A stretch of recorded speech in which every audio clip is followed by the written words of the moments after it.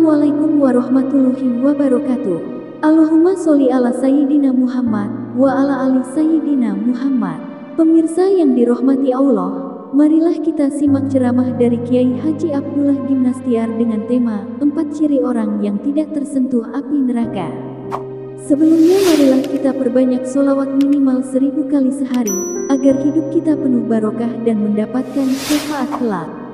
Jangan lupa berikan dukungan kepada channel kami dengan memberikan super thanks seikhlasnya. Marilah kita doakan semoga Agim sekeluarga dan para penonton YouTube ini diberikan kesehatan dan diberikan kebahagiaan dunia dan akhirat. Amin ya robbal alamin. Bismillahirrahmanirrahim. Assalamualaikum warahmatullahi wabarakatuh.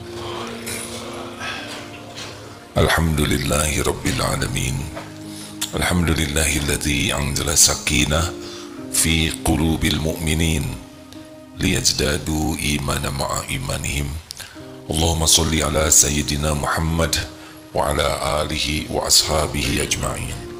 Ya Allah, wahai yang maha menatap, berkahi majlis ini. Jadikan majlis ini majlis yang Kau ridhoi ya Rabb. Bukakan hati kami agar bisa mengenalmu, beriman padamu, dan yakin padamu. Allahumma inna nas'aluka imanan kamilan, wa yaqinan sadiqan, wa qalban khashi'an. Ya Allah, kami mohon padamu iman yang sempurna, keyakinan yang benar, hati yang khusyuk, lisan yang selalu basah menyebut namamu. Allahumma inna na'udzubika min an nusyrika bika syai'an na'lamu wa nastaghfiruka lima la na'lamu. Ya Allah, kami berlindung kepadamu dari kemusyrikan, dari menyekutukan Engkau dengan apa-apa yang kami tahu, dan kami mohon ampun padamu dari apa-apa yang kami tidak tahu. Allahumma a'inna ala dzikrika wa syukrika wa husni ibadatik. Ya Rabb, tolonglah kami agar senantiasa menjadi orang yang ingat kepadamu setiap saat, bersyukur padamu setiap waktu, dan mengabdikan seluruh hidup ini hanya untukmu dengan sebaik-baiknya. Taqabbal minna ya arhamar rahimin, innaka antas samiul alim, wa tub alaina innaka antat tawwabur rahim. Amin ya rabbal alamin. Taqabbalallahu minna wa minkum.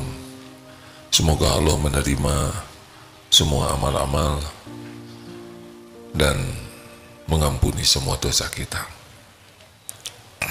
Ini kajian pertama sesudah Idul Fitri. Hadirin, sukses adalah masuk ke dalam surga.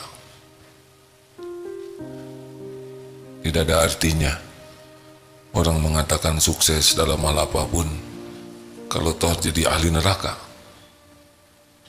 Ini ada 4 ciri orang yang sukses. Sudah pernah dibahas, hadis ini sahih, insyaallah. Apa kabar? Baik. Baru mudik. Saya juga baru sampai, alhamdulillah. Bukan mudik, kalau pulang ke sini apa namanya? Mukim.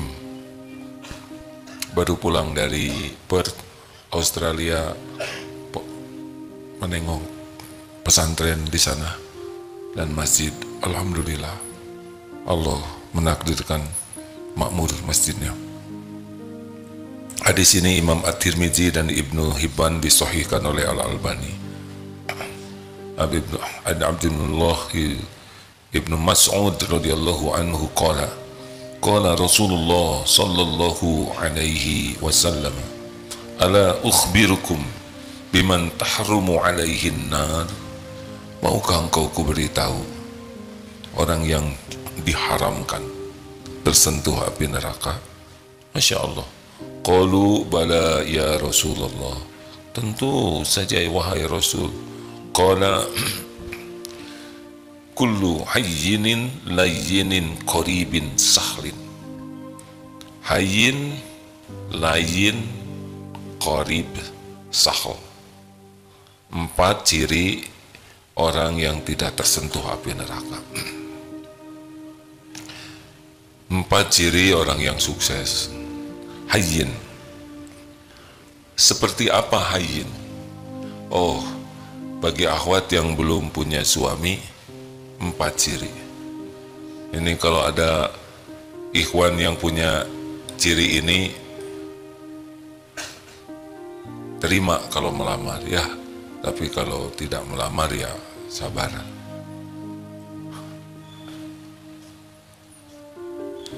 Kelihatannya saudara gelisah begini kan, takut tidak termasuk ini. Hayyin. Seperti apa orang yang hayyin? Orang yang hayyin ini adalah orang yang lahir batinnya tenang menenangkan, teduh meneduhkan. Orangnya itu benar-benar sakinah. Huwallazi anzala sakinah fi qulubil mu'minin. Dialah Allah yang menurunkan sakinah. Jadi orangnya itu benar-benar menjalani episode apapun dengan sikap yang tidak ada ruginya. Ajaban li amril mu'min, inna amrahu kullahu khair. Sangat sungguh mengagumkan, menakjubkan urusan orang yang beriman. Semua urusannya itu jadi kebaikan. Ini hayyin. Dipuji, dicaci, diangkat, diturunkan, dihormati, dimaki, sehat, sakit, ada, tiada, dikagumi, diancam, selalu tenang. Tidak tergesa-gesa,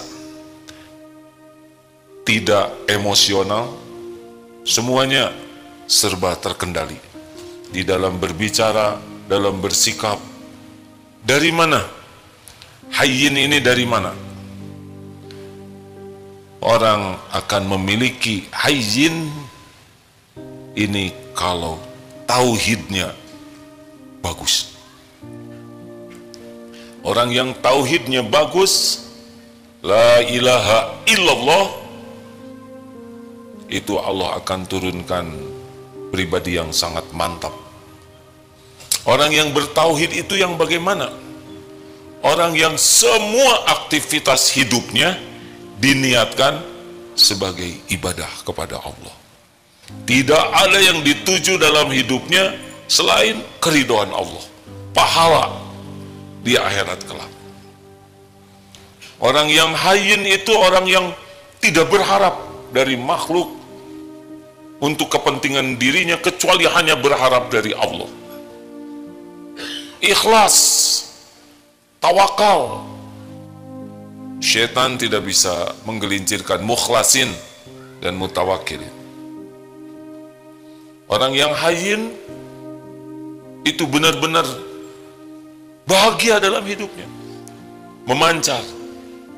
Karena hati yang nyaman akan memancar.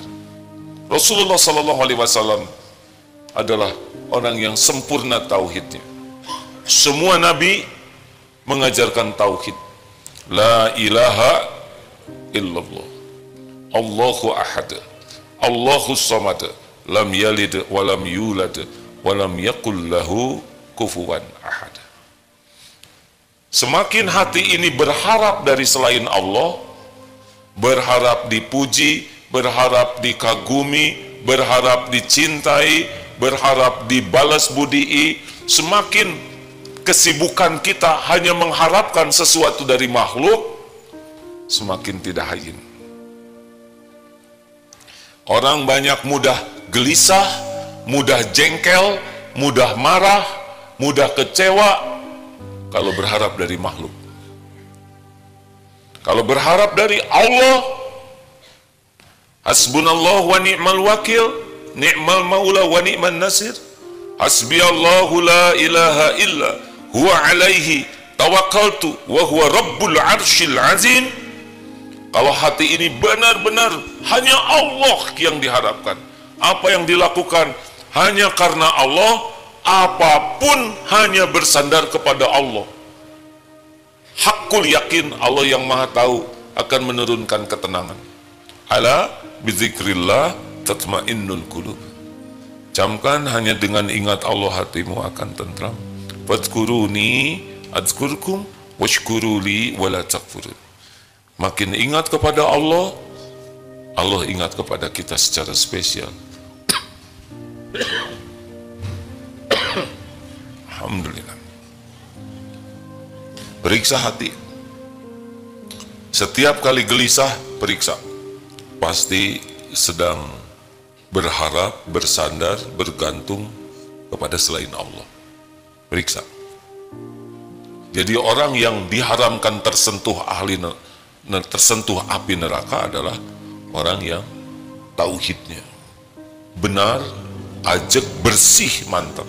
Lawannya tauhid, syirik. Ada syirik yang besar, ada syirik khafi. Riya itu syirik. Inna syirka la zulmun azim. Sesungguhnya syirik itu adalah kezoliman yang besar sekali. Maka rekan-rekan sekalian harus dilatih untuk meluruskan niat di dalam hal apapun. Bekerja, niatkan lillahi ta'ala. Bukan masalah gaji, bukan masalah rezeki. Kalau ikhlas bekerja, lakukan yang terbaik. Wa ahsinu innallaha yuhibbul muhsinin. Al-Baqarah 195. Lakukan yang terbaik lillahi ta'ala. Wa huwa ma'akum aynama kuntum. Dan dia, Allah, bersamamu dimanapun kau berada. Wallahu bima ta'maluna basyir. Dan Allah maha melihat apapun yang kau kerjakan. Rezeki sepenuhnya ada dalam genggaman Allah subhanahu wa ta'ala. Rezeki sepenuhnya Allah yang membagi sesuka Allah. Kapan, berapa jumlahnya, kapan dilapangkan, kapan disempitkan, kapan diberi, kapan diambil, hanya Allah yang menentukan. Terserah Allah. Yang penting bagi kita, sibuk bekerja, jadi amal soleh. Tenang. Tidak ribet tentang karir. Karir, tidak usah diribetkan. Allah yang mengatur karir kita. Tu'til mulka man tasya wa tanzi'ul mulka mimman tasya wa tu'izzu man tasya wa tudhillu man tasya biyadikal khair innaka ala kulli syai'in qadir. Ali Imran 26. Ayo, berumah tangga ibadah. Menasihati suami, istri, anak ibadah. Bukan kita yang bisa mengubah. Ada kalanya nurut, ada kalanya tidak nurut. Semuanya jadi amal soleh.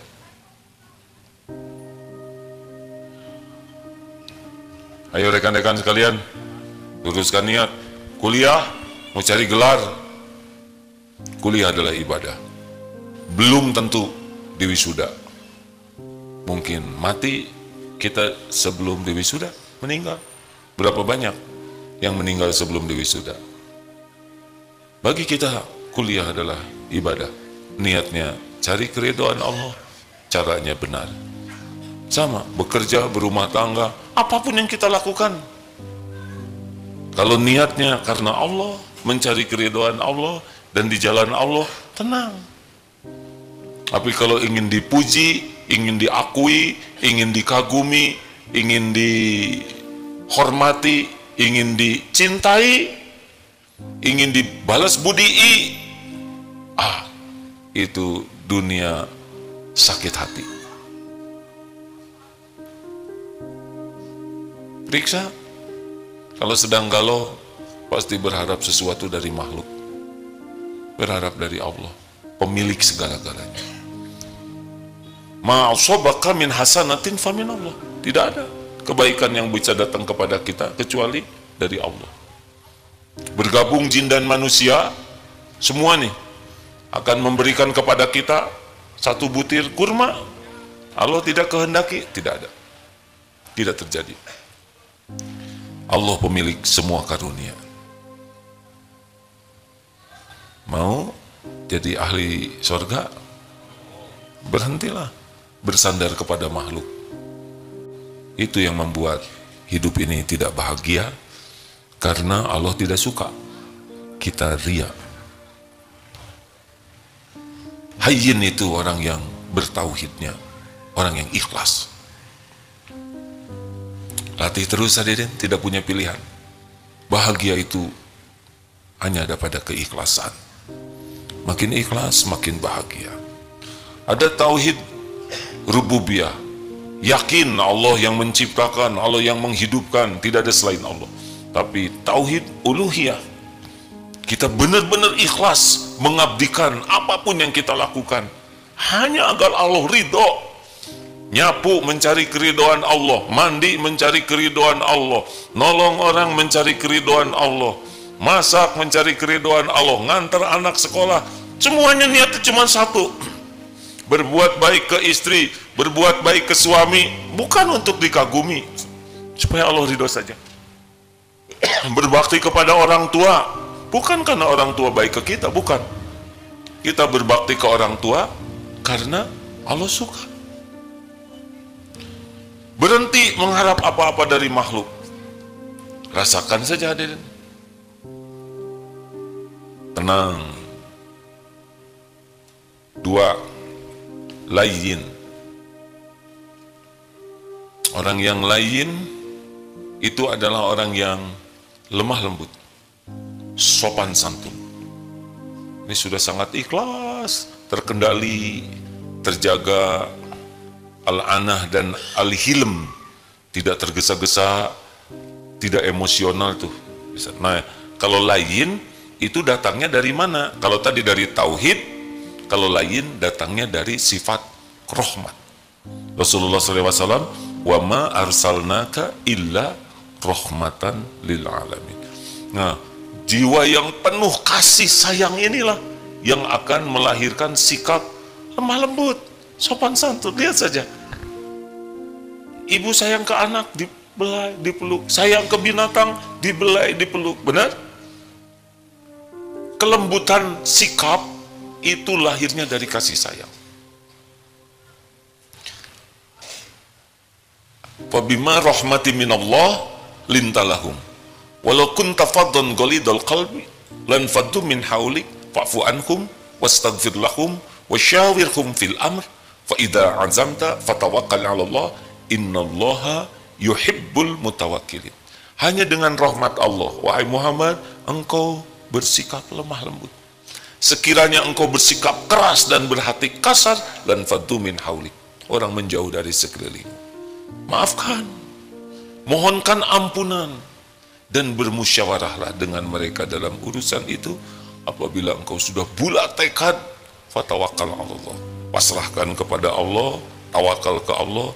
Sesungguhnya Allah mencintai orang yang bertawakal.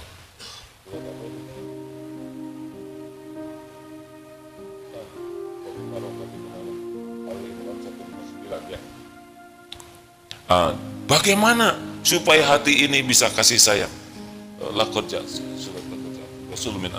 Kita simak dalilnya ya. Ini salah satu cara supaya hati kita punya kelembutan. Ada Ustaz?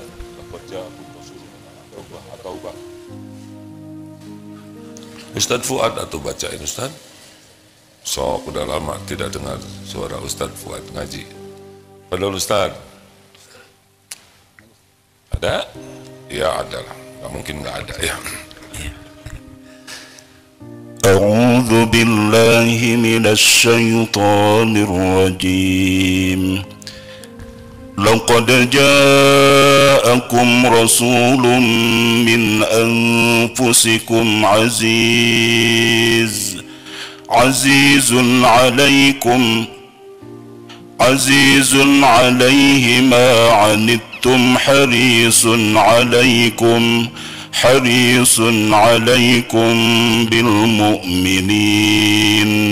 bil mu'minina raufur rahim. Ayo bacakan terjemahnya. Laqad ja'akum, Sungguh sungguh benar-benar telah datang kepadamu seorang Rasul dari kaummu sendiri. Berat terasa olehnya penderitaan yang kamu alami, sangat menginginkan keimanan dan keselamatan bagimu, dan bersikap penyantun dan penyayang terhadap orang-orang mukmin. Laqad ja'akum rasulun min anfusikum azizun 'alaihi ma 'anittum harisun 'alaikum bil mu'minina raufur rahim. Nah, di sini Rasulullah itu sangat empati meraba derita orang. Ini langkah yang pertama. Kalau ingin punya sifat layyin, Rasulullah sallallahu alaihi wasallam itu empati meraba derita orang-orang. Tidak hanya pada waktu hidup, tapi membayangkan bagaimana nanti dikubur tersiksa, bagaimana di yaumul hisab, bagaimana di akhirat nanti. Dari empati inilah awal. Kemudian Rasulullah sangat menginginkan kebaikan. Ingin orang yang belum Islam dapat hidayah, ingin yang sengsara bisa selamat, ingin yang dililit hutang bisa terbayar. Pokoknya ingin kebaikan. Yang tergelincir bisa tobat. Pertama diraba penderitaan dengan empati, yang kedua menginginkan kebaikan, dan yang ketiga action. Lihat kucing kedinginan, aduh pasti kucing ini menderita sekali, ingin kucing ini tidak kedinginan, lalu diambil, diselimuti, diberi susu. Inilah rangkaian kenapa orang bisa menjadi lemah lembut hatinya. Maka penting bagi kita untuk mencoba memindahkan. Kalau kita jadi dia bagaimana? Sekarang di Palestina sedang diuji besar. Coba pindahkan hati kita. Tidur kedinginan, tidak ada makanan, sakit tidak ada obat, mau masak tidak ada bahan bakar, mau minum tidak ada air, tidak ketemu dokter. Dari rasa itu akan timbul keinginan untuk membantu. Dan action, jangan hanya ingin tapi lakukan. Ayo hadirin, kita coba sekarang. Burung ada susah cari minum kemarau, siapkan mangkok, siapkan di sana. Ada kucing, kepalanya dibungkus kantong kresek oleh anak yang belum sehat akalnya. Tolong, ujiannya yang belum selesai masalah kecoa di toilet itu. Ayo, bagaimana kalau saudara yang jadi kecoa? Telentang, susah tengkurap. Apa kita merindukan sendal jepit? Ngegaplok kita? Atau mau disebor pakai semprotan? Saya berharap saya tidak ketemu dengan kecoa itu, karena ya akan dituntut pertanggungjawaban ceramah ini. Atau nyamuk, saudara pernah meraba derita nyamuk? Nggak usah terlalu sering, menderita sekali. Dia tidak bisa cari nafkah dalam keadaan senyap, nggak bisa. Bunyi itu yang menggagalkan. Berapa banyak nyamuk yang wafat ketika sedang mencari nafkah. Baru diam ketika nyocok, jadi ketahuan. Kalau masih belum nyocok nih, berapa banyak nyamuk yang tewas sedang makan. Selesai makan, berat itu tangki. Berat kan? Nggak usah terlalu dramatis hadirin, tapi saya pernah membayangkan Allah nyiptakan nyamuk supaya kita bersyukur tidak jadi nyamuk. Kan berat itu terbang, tangkinya udah penuh, makanya dinding merah-merah itu, dan kita puas ya. Harusnya sudahlah, kalau udah diambil darah mah nggak usah dendam ya, paling habis setetes. Bahkan kalau nyamuknya cuma satu, tutup mata aja lah. Sok lah, ridho. Terus ada yang nyeletuk, emang apa melakukan itu? Enggak ya. Kenapa enggak? Takut ngasih tahu teman-temannya yang tuh katanya ada orang yang ridho, serbu yuk. Nah itu sih alasan. Perlebar hadirin. Ada seorang teman, qadarullah rezekinya oleh Allah dimudahkan. Lalu ada saudaranya yang suka pinjam uang, pinjam lagi untuk kontrakan, untuk anaknya sekolah. Bagaimana menurut AA? Ini orangnya minjem terus, besar kemungkinan tidak dikembalikan. Menurut AA bagaimana? Kasih jangan? Kalau menurut saya sih tuker aja posisinya, mau? Oh, gue mau dong. Langsung dia transfer hadir. Menderita tuh, pinjam uang tuh, udah nggak jelas buat bayarnya, takut mati dalam keadaan berhutang, tapi perlu buat bayar tidak ada, nyebut ini udah pasti bohongnya. Oh, orang yang suka pinjam uang dalam keadaan kepepet itu susah bahagianya, mudah berbohong, janji tidak ditepati. Kasihan. Jadi perawat, misal judes ke pasien, ini pasiennya rewel, udah sakit, tukar dong, ya, tukar, ya, mau? Empatilah hadirin, lebih enak, hidup empati ini lebih lembut. Qadarullah sekarang di medsos itu suka ada yang menolong anak-anak binatang yang terlantar. Ada anak macam-macam binatang dia besar. Ada yang jadi besar sekali karena jadi singa. Jadi binatang buas yang besar, asalnya hanya segede gini. Tapi dengan kasih sayang luar biasa binatang itu. Siapa? Maaf yang namanya sama Rizka. Ada yang kenal sama Rizka? Buaya. Siapa buaya? Istrinya Pak Ayah. Nah, sia-sia. Buaya istrinya Pak Ayah. Bagaimana buaya yang menurut kita reptil purba begitu, kok bisa tidak mengganggu kepada yang menyayanginya? Irhamu man fil ard yarhamkum man fis sama. Sayang yang di bumi, yang di langit menyayangimu. Allah yang membulak-balik hati setiap makhluk. Hadirin, tidak ada bahagia hidup dengan hati yang keras membatu. Benar? Otot kawat, balung besi, leher beton, urat kabel, hati lembut. Kita seyogianya jadi makhluk halus. Halus hatinya, halus tutur katanya. Rasulullah demikian. Maaf ya bagi yang kasar, bengis, kata-katanya kotor, emosional, mudah marah, temperamental, tidak termasuk ayin, tidak termasuk layin. Silakan baca berita-berita tentang orang-orang yang diperbudak amarah, kekasaran. Lihat hasilnya seperti apa. Tidak ada kemuliaan, tidak ada kebahagiaan. Rasulullah SAW manusia perkasa, pemberani, dan sangat lembut hati. 3. Qoribin. Qorib artinya dekat. Orang qoribin itu kalau kita jumpa, kita senang. Kalau tidak ketemu, kita kangen. Jumpanya membahagiakan, tidak jumpanya menjadi bahan kerinduan. Kenapa? Karena sifat qoribin itu sangat menyenangkan.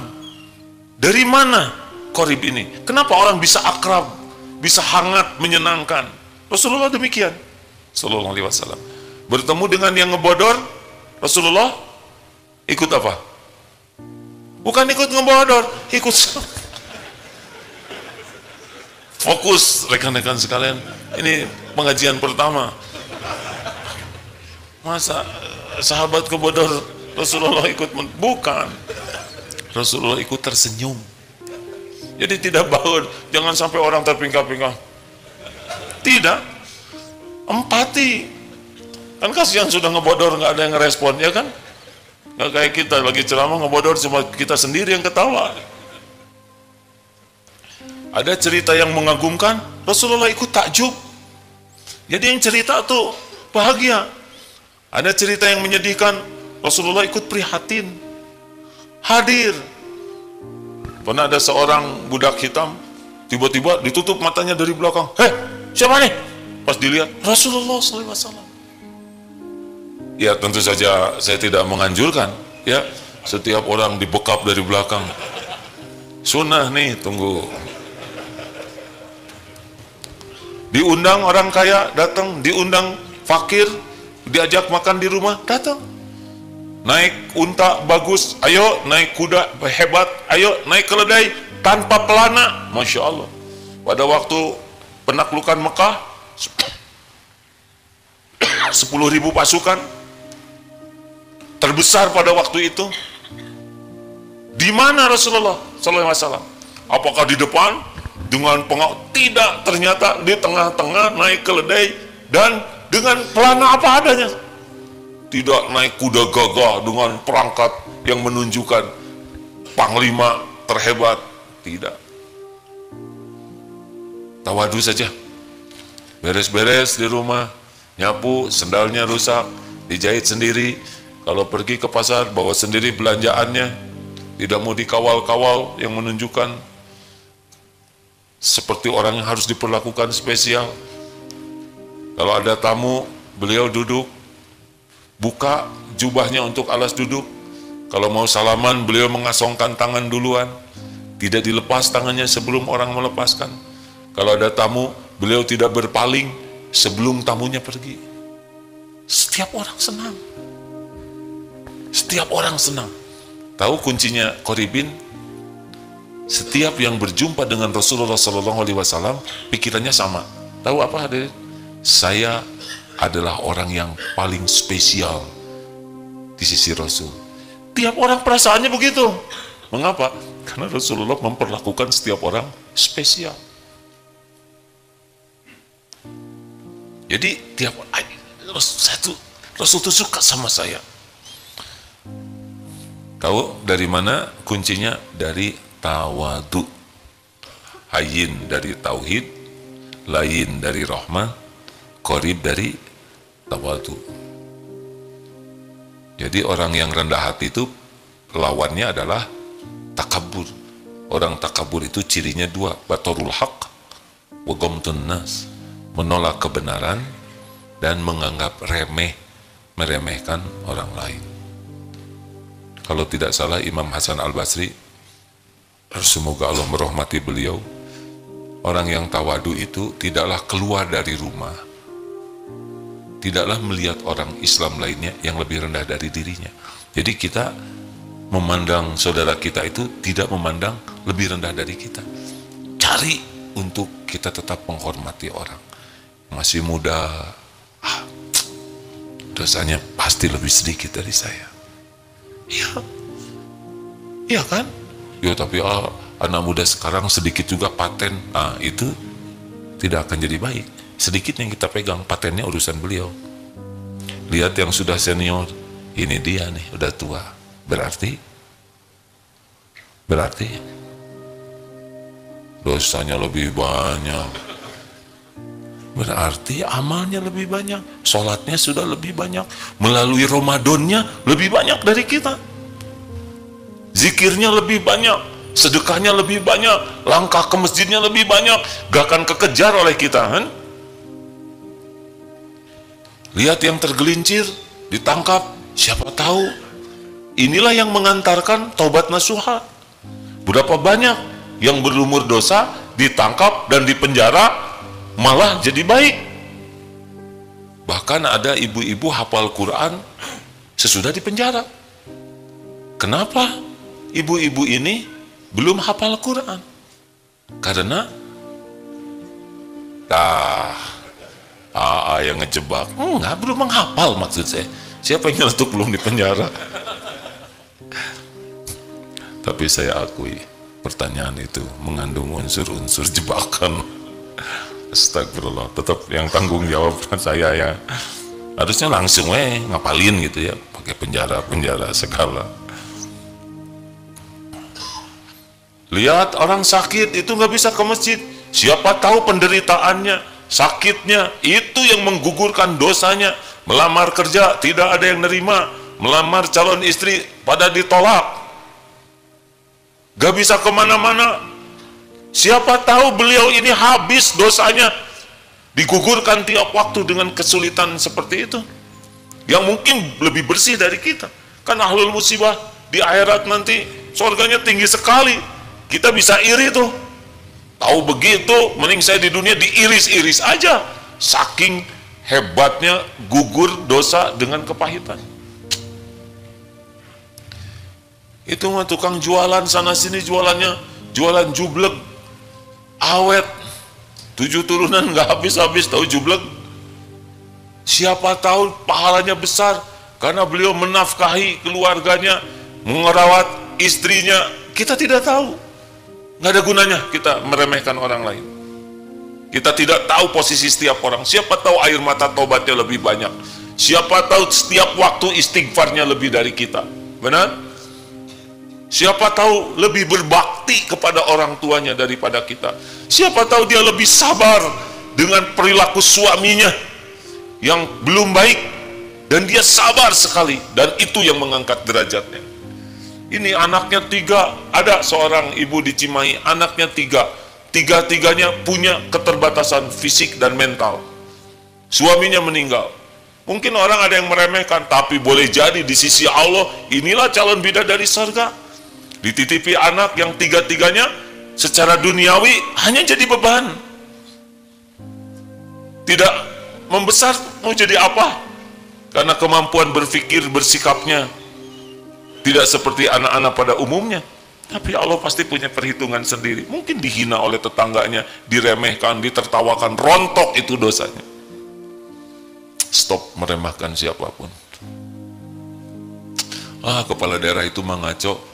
Tapi siapa tahu di balik kekurangannya ada keputusan-keputusan, tanda tangan yang mengharuskan semua karyawan sholat tepat waktu, berjamaah di masjid, malamnya tahajud, baca Qur'annya diperiksa, yang orang jadi kembali ke Allah. Mungkin di sini dosa, di situ ada tergelincir karena tidak ada yang sempurna.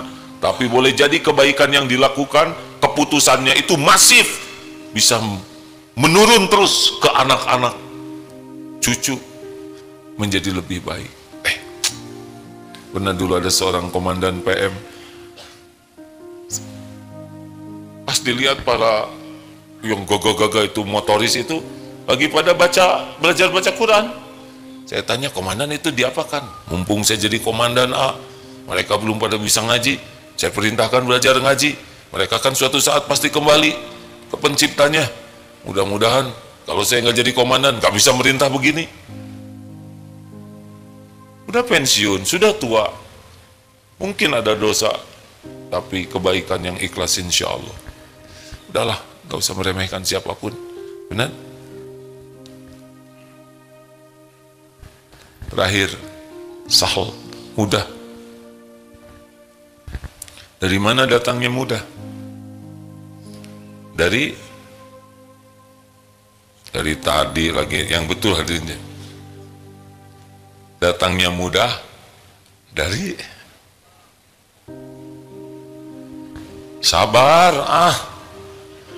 Orang yang sabar itu orang yang bisa mengendalikan nafsunya, emosinya. Karena urusan itu jadi ruwet karena nafsu.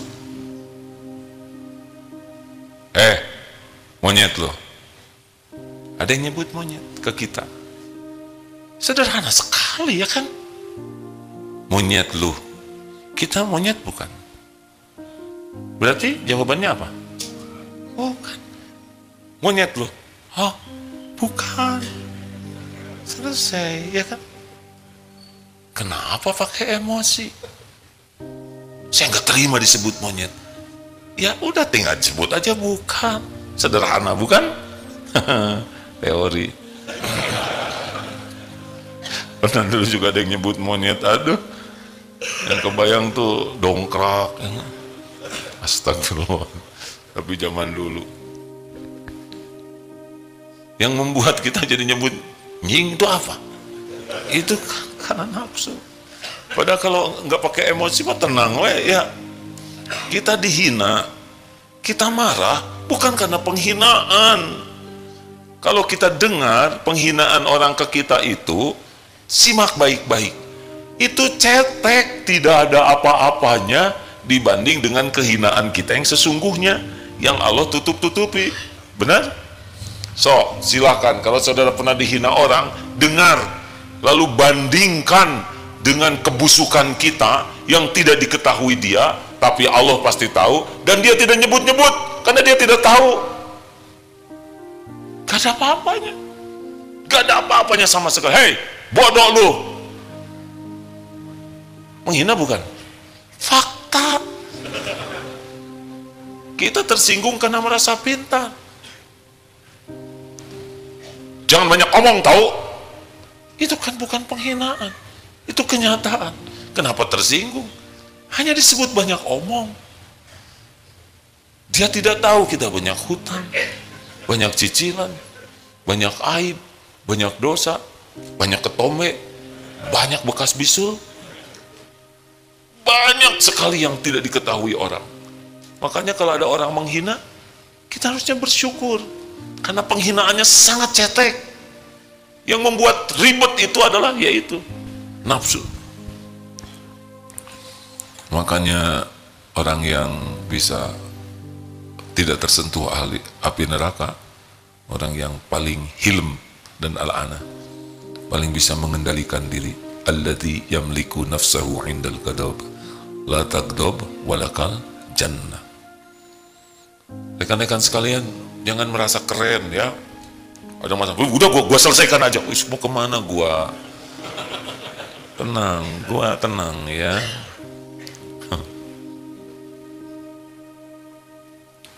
Banyak masalah cetek, remeh, temeh, tersinggung, ribut, mau makan, habiskan.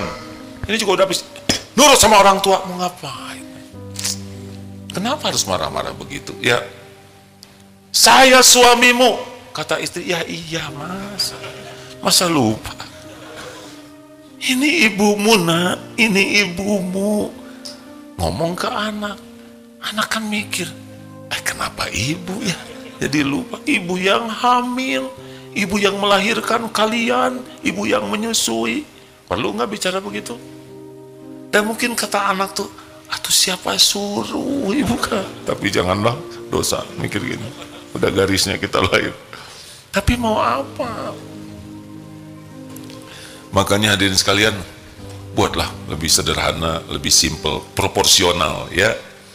Udah kalau nggak pakai emosi mah baik-baik aja. Tuh lihat, yang parkir sembarangan diingetin meludah, pecat ya. Mudah sekali ternyata, cuman sekeceret itu langsung. Babak belur memang orang yang hidupnya. Kasus Sampo, tahu kan?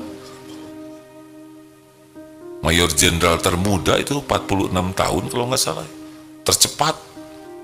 Berakhirnya penjara segitu lamanya, tidak bisa mengendalikan diri. Masalah memang macam-macam ya tingkatannya, tapi judulnya sama, harus proporsional. Masalah kecil, udah selesai sajalah. Misalkan ada yang nyusul, kenapa tuh? Siapa tahu mau ke toilet, oh iya ya, selesai. Ini siapa? Istrinya mau melahirkan, oh iya ya. Dikejar nggak kekejar, ya kan? Teriak dia nggak dengar. Terus mau ngapain? Mau ngedumel, kamu sih nggak mendukung, malah ngambek ke istrinya. Ya, anaknya apa jangan diem. Jadi ada, mau apa? Udah gitu klakson dari belakang tidak itu, apa lo? Lempar. Mau apa hidup seperti ini? Kan? Halo? Nggak islami banget. Orang-orang yang Islamnya baik, dia sahal, dibuat mudah saja. Beli duren busuk, ya udah tuh. Kita bersyukur beli duren ini udah nggak kayak gini, berarti meringankan beban kerugian yang jualan dan nolong yang mau beli supaya nggak beli duren ini. Terus gimana dong durian? Tinggal dibuang aja, rezeki cacing, beres. Terus gimana dong kita? Ya udah beli lagi. Kalau gitu mau rugi dong keluar uang, ya nggak usah beli, beres aja. Terakhir nih ya, kalau mengulang yang ini boleh tidak nih cerita? Karena favorit sekali yang kakek-kakek 70 tahun awet muda. Masih ingat tidak? Ingat. Oke, ingat ya, ceritain supaya sederhana. Oke, kakek 70 tahun seger, awet muda, fresh. Apa sih rahasianya? Saya sih rahasianya satu, tidak mau berdebat. tidak suka berargu, tidak suka berbantah-bantahan. Oh gitu kek? Iya. Jadi menurut kakek, kalau kita tidak mau berdebat, akan jadi sehat, akan jadi awet muda, jadi segar. Kalau menurut saya sih nggak mungkin lah kayak gitu. Saya setuju dengan pendapat saudara. Selesai ini. Mau ngapain juga nggak debat? Dia nggak setuju ya nggak apa-apa. Sekarang misalkan lagi duduk begini, menurut saya sih 5 kali 5 tuh bukan 25 tapi 50. Kalau saudara yakin begitu, ya saya setuju dengan pendapat itu, terserah. Mau ngapain ribu, ya kan? Kita kan semuanya diperdebatkan, semuanya. Sepak bola yang udah berakhir tahun lalu dibahas sekarang. Itu harusnya dia pemain tuh nggak diajak main tuh. Dia nendangnya ke tengah tuh. Apaan ini? Yang mainnya aja udah meninggal ya kan? Ya kan? Berapa banyak perkara cetek. Ingat kakek yang 80 tahun itu? Kakek seger terus, apa rahasianya kek? Saya sih tidak mau marah kecuali untuk urusan yang penting. Baru saya mau marah. Apa resep yang kedua? Ternyata urusan duniawi ini tidak ada yang penting. Beres. Anteng aja sih kakek. Kek, spion copot, ada yang maling. Biarin, beli lagi. Beres. Kek, listrik jadi mahal nih, bayarannya 2,5 juta. Cabut. Oh, dicabut gelap dong kek. Bayar. Beres. Dan gimana tuh? Kek, bensin naik, jadi boros. Dorong capek dong. Bayar. Ya ini cucunya bayaran sekolah jadi naik, keluarin jadi blow on, bayar. Terus kalau harus bayar masa kita jadi ribet, betul tidak? Gimana kalau saya bayar sekarang, besok lusa bagaimana? Besok itu ada lagi rezekinya. Emang kalau habis hari ini Allah nggak ngasih besok? Hei, dulu yang ngasih rezeki siapa? Jawab. Sekarang yang ngasih rezeki siapa? Besok lusa yang ngasih rezeki siapa? Udah sama kok yang ngasihnya.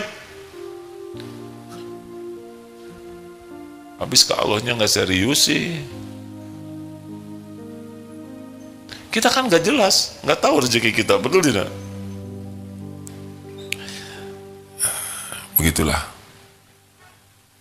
Terima kasih. Amalkan hayyin, layyin, qorib, sahal. Tauhidnya diperbaiki, belajar yang bagus, ilmu tentang ma'rifatullah dan bermujahadah supaya nambah yakin. Yang kedua, kasih sayang kita, belajar empati lebih banyak, menginginkan kebaikan dan berbuat.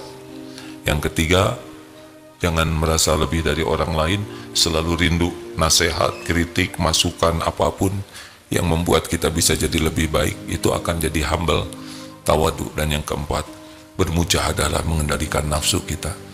Berbagai nafsu, amarah, syahwat, nafsu perut, nafsu ketamakan kepada dunia. Karena rontoknya kita itu adalah dua penyebabnya, lemah ilmu agamanya dan lemah terhadap nafsu kita. Di sanalah rontoknya. Terima kasih sahabatku sekalian. Alhamdulillah.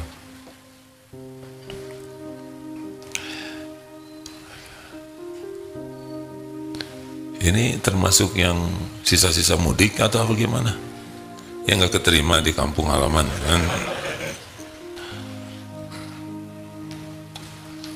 Kemarin berangkat di Australia, berangkat jam 10 malam karena penerbangannya jam 1.40 sampai ke Darut Tauhid ini pas jam 10 juga, 12 jam. Bedanya itu tidurnya tidak jelas hadirin. Kan baru tidur jam 2, di jalan juga susah tidurnya sampai ke sini.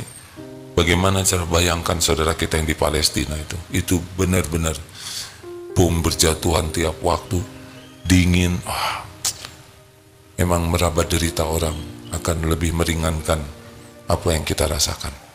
Jangan lihat ke atas, duniawi ini membuat kita kufur nikmat. Lihat ke bawah, akan membuat kita